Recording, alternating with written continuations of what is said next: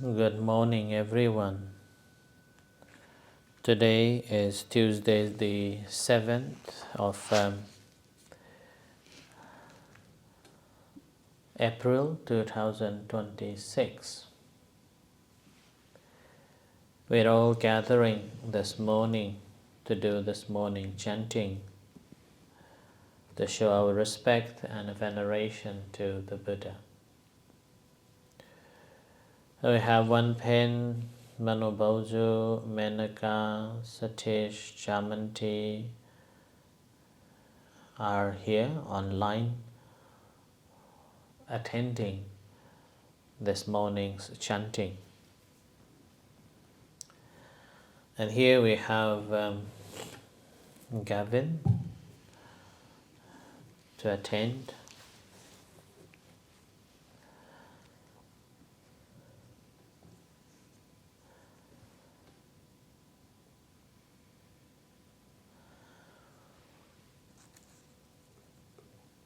So today weather is still good, and hoping that the oil that Yvonne ordered will arrive today so we can do some work.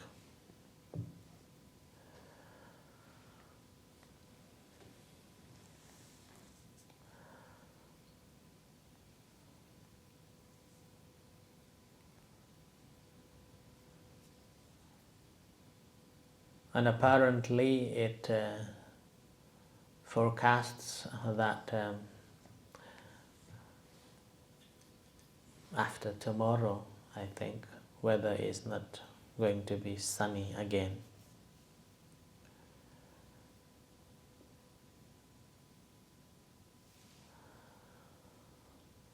So this is the weather in Scotland.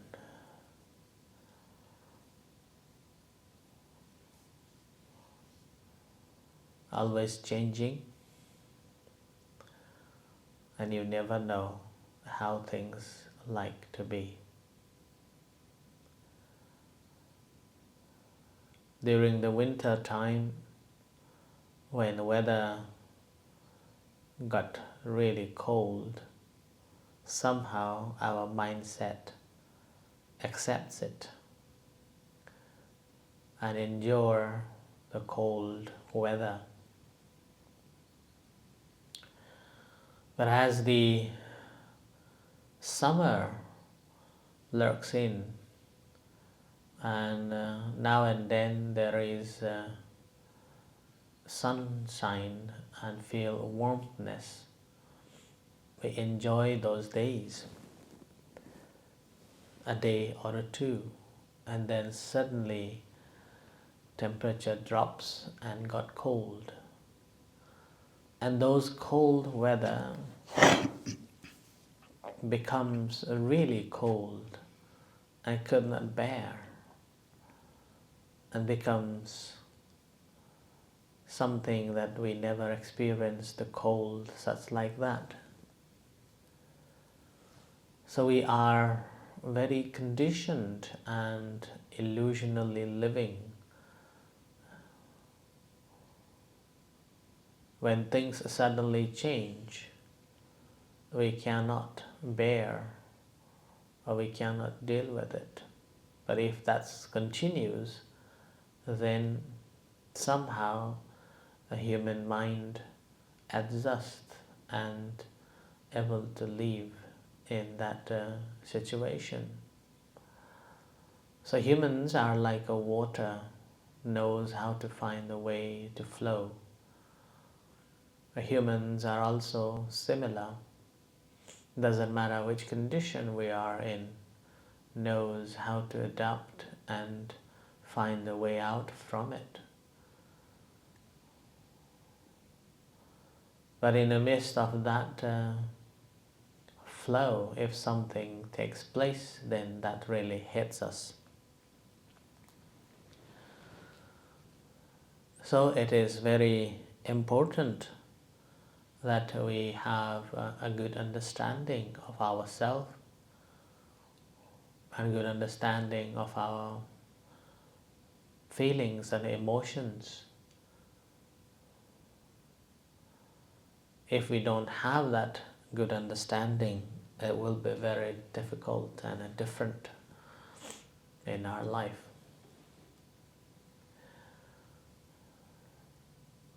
And the stability of the mental state requires a lot of work, starting from having some way to rely or having some way to keep the mind on, so that we don't have any fear and whenever anything happens, then we know exactly where to turn. It's like a child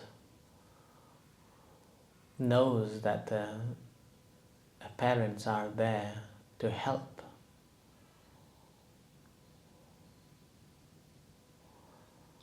It doesn't matter whether they are facing any troubles. It doesn't matter whether they will receive a full amount or full support from the parents, but at least they have this emotional balance that there are my parents to support me.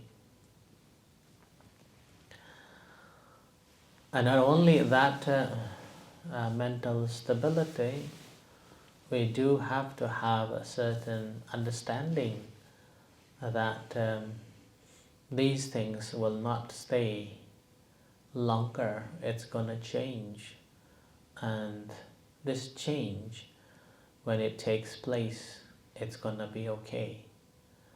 Now this mental state, again, one has to develop into let's the nature change it, or you try to change it. If they allow the nature to change, then there will be uncertainty where you are going to be or how you're going to be. So in that case, if you have a good understanding of your actions and the results, then you will put more efforts to change the destiny by yourself. So these things are some of the mental qualities or understandings that we should have, so that we will not be in trouble all the time in the midst of the different environment and so on.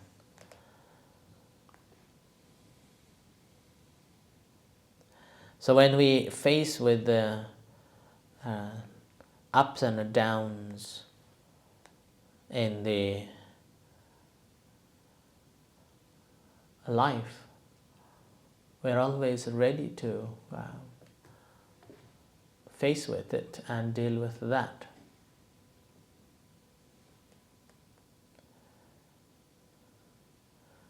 So in those cases, it is a practitioner that always know that we have the Buddha, Dhamma, Sangha for us to help. Now obviously Buddha is not with us as flesh, but as a statue or a recollection of him is present. And his Dhamma is again so vast and so difficult to comprehend, but we still have the Sangha, the community of the monks and nuns, where we can go and speak about and share our problems and get some advice. So as a monk, as a result, automatically becomes the counselor. As a monk, we hear so many stories of a family problem, of the work problem, and seeks the advice from monks. So in that state, as a monk, we have to be very careful and dealing with it with a great compassion. So as a Buddhist, which is the reason why never feel discomfort or never feel that it's inappropriate to share your ups and downs with the monks. There is a saying, sharing reduces to half the problem. And a sharing with someone who is living by the teachings of the Buddha always brings some form of a comfort and also some guidance.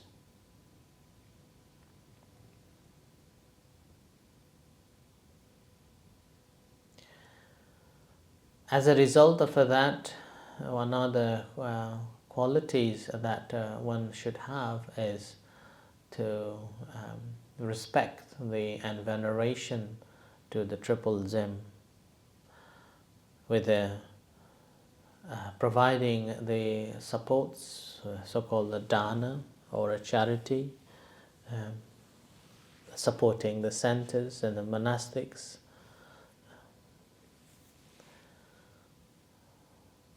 without adding any values on it. Oftentimes, even giving it to the temples or monastics, we normally put the value on it, that this much I have given, how much am I going to get? Not in that sense, but you're giving with a sense of helping the center and helping the monks, so that with that helping, it has a great merits as well as it contributes to the wider community. And meanwhile, having the mind of helping other members of a community.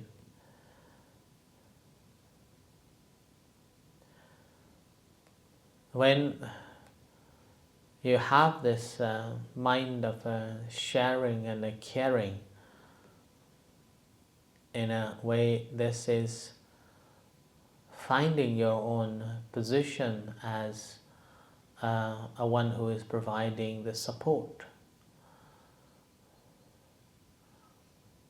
So when we are supporting in such ways, then we realize that how grateful we are to have such a privilege, and we also see the others suffering and able to compare between our sufferings, and we become content on things that we have.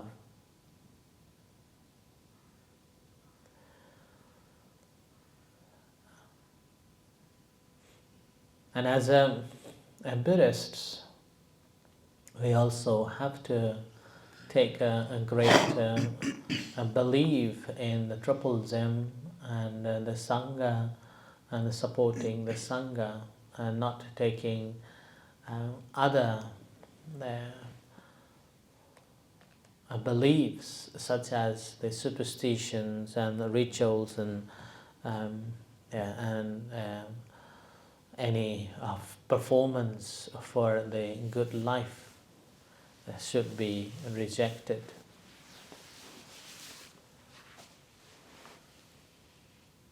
And always retains a bodily and a verbal speech in a mindful way, and restrains from committing any unwholesome actions.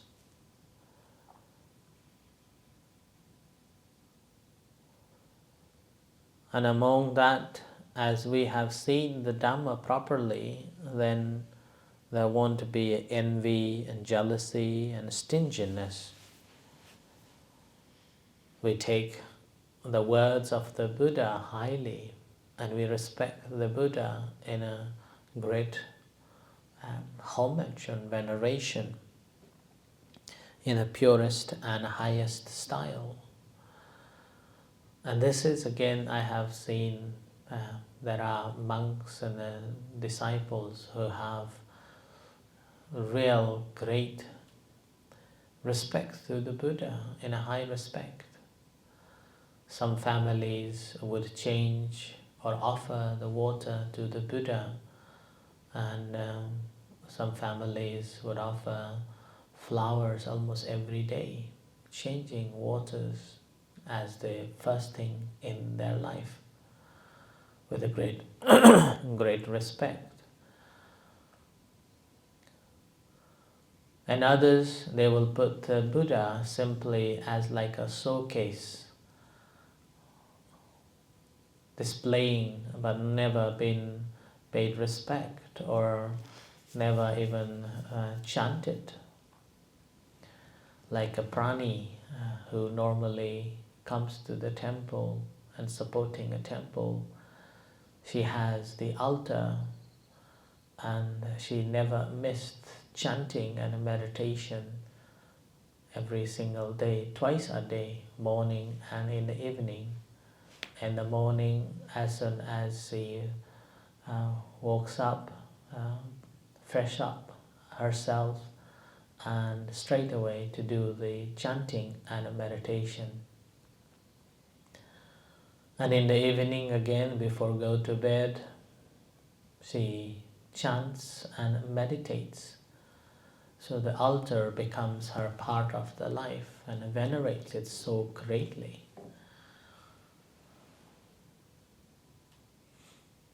And she would not dare to tear even the pictures of the Buddha, even the pictures of the monks. That much respect she has to the Buddha and the monks, and even the Dhamma, the books, the chanting books are placed so neatly and so high respect. So similarly, there are other examples that like a Manu Bauzu, she has the altar at her home. She offers the water, incenses, flowers every day and changes every day. That's a daily routine and pays respect to the Buddha. I like that. And there are many who claims that they are Buddhists, but hardly does any forms of such a veneration. Even the Buddha statue, I'm not sure whether they have, or even if they have, placed it more like a decorative. And in Thai houses like Rudy, she has many Buddha statues in her room, and she does her meditation every single day with a great respect. And her cushion never changes, her cushion always there, never moved.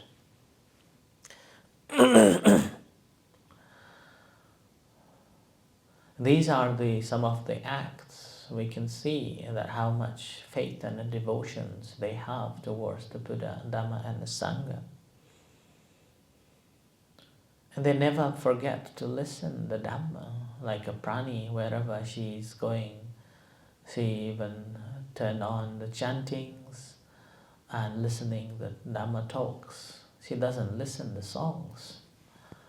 She doesn't listen any other things apart from the chanting and the Dhamma. So with the Rudy, she's always listening. And recently she's listening the Tripitaka.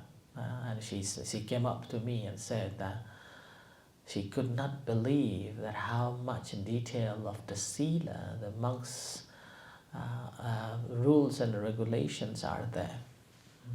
So that's the benefit. So she listens it and understood the difficulties of a monk's life. And that's also the veneration to the Dhamma.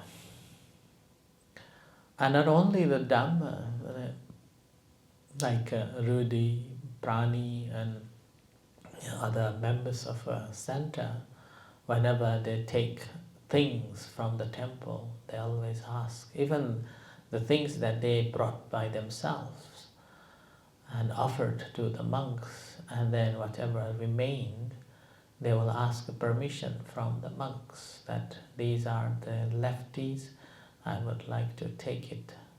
Is that okay? Like a Chitra as well, she comes to offer every Sunday, and whatever left before she leaves, she asks permission because it's been offered to the monks. That's the veneration to the Sangha. And they never missed to help a Sangha. Like a Prani, as we know, she is old and she is not earning much, but her devotion to the Dhamma Sangha so high.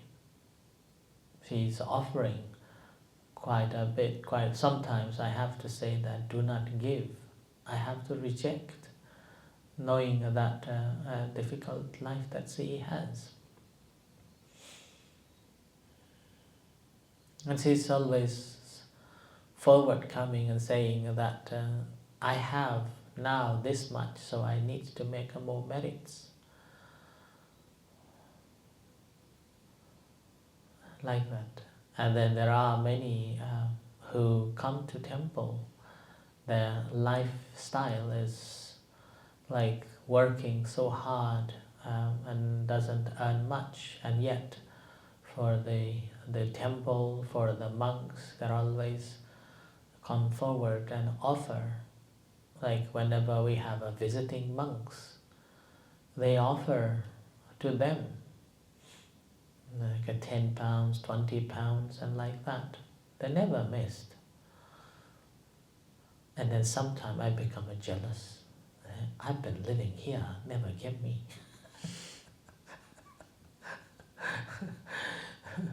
But I feel happy that when they give the offer to the monks who was visiting, that visiting monks, they receive something to carry on their work on the way back home or on the way back to other temples, and which actually are good for, so that they will not feel that not welcomed or not given any good hospitality. So I'm very grateful that our members are offering and providing hospitalities to our monks, or visiting monks. That's why I always say that we are so fortunate to have the center, so that we can do a merit with monks from all the directions, whoever comes. So we welcome them and provide the hospitality. So these are the acts as a good practitioner and a good Buddhist should practice, so that it will promote the center, it will promote the Dhamma, it will promote the work of the community. And most importantly, it will help us ourselves to find the refuge for our own good in this life, and also it helps us to find the right path and right fruition, liberating ourselves. So I offer these are some of the principles or virtues of good Buddhists that is as a guideline for you all to think about and reflect on. So I stop here. Let's do the chanting. May you all be well and happy.